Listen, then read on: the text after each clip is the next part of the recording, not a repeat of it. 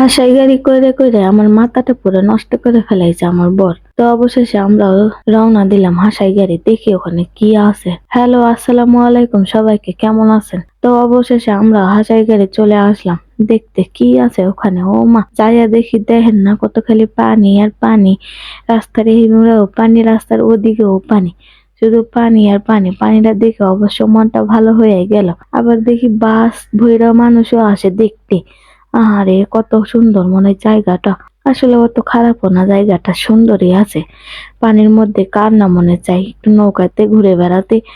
তো অবশেষে দেখতে দেখতে আমরা কাছাকাছি চলে আসছি। দেখি খালি মাইক্রো আর মাইক্রো, হাই হাই এত মানুষ আসে এখানে। তো দেখা যাচ্ছে অনেক নৌকা, বড় নৌকা, ছোট নৌকা। যারা নৌকা চড়েন নাই তারা এখানে আসে নৌকা চড়তে পারেন। আমি কখনো চড়ি নাই, তো আসছি যখন আমি নৌকা চড়বই, দেখি কি আছে। আমার তো অনেক ভয় করে, তারপরেও চেষ্টা করব। অবশেষে আমরাও চলেই আসছি সেই হাসাই গাড়ি।